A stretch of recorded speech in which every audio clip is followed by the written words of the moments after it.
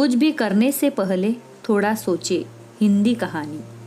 एक युवक ने शादी के कुछ साल बाद पिता से कहा कि वह विदेश जाकर व्यापार करना चाहता है। पिता ने उसकी मंजूरी दे दी। युवक अपने माँ बाप और गर्भवती पत्नी को छोड़कर व्यापार करने विदेश चला गया। उसने विदेश में कड़ी मेहनत की और धन कमाया और वह बहुत अमीर सेठ बन गया।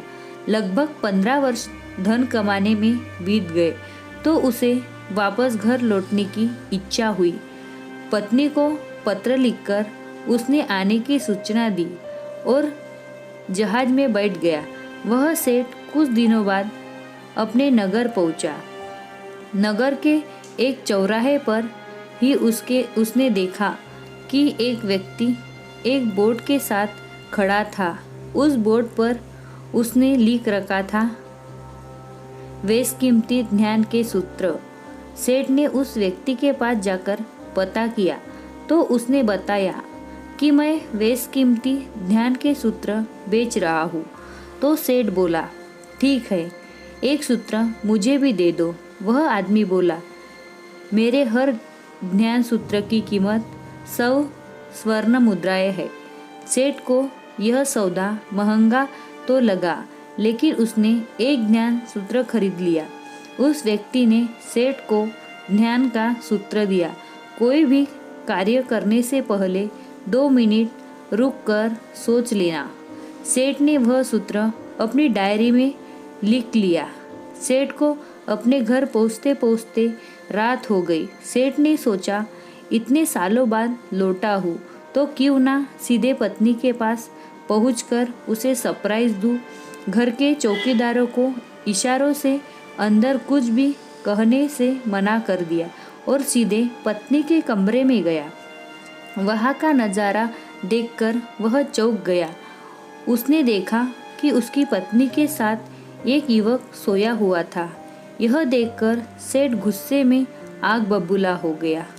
वह सोचने लगा कि मैं परदेश में उसकी चिंता करता रहा और यह या अन्य पुरुष के साथ सो रही है।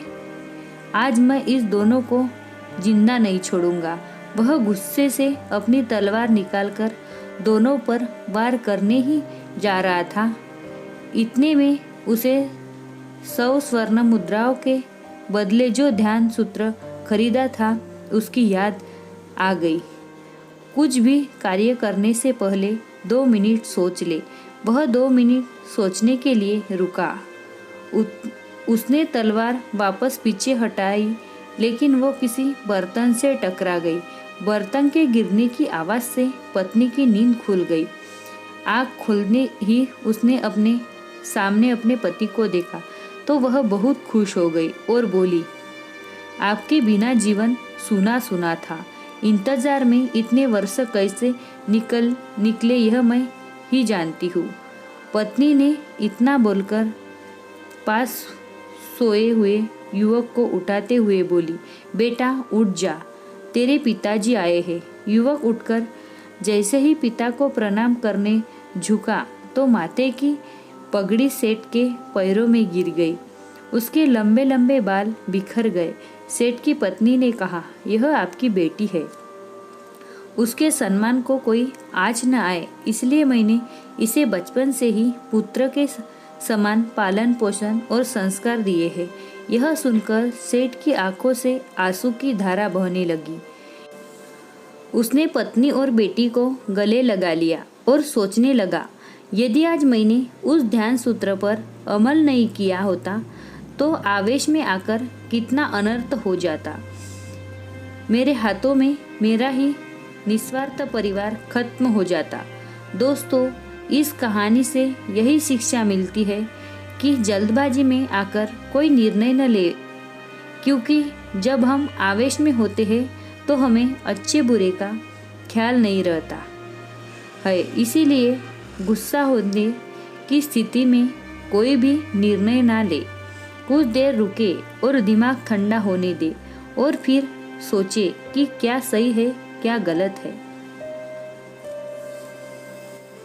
दोस्तों, आपको ये कहानी पसंद लगी, वीडियो को लाइक करते सरप्राइज करो। Thank you.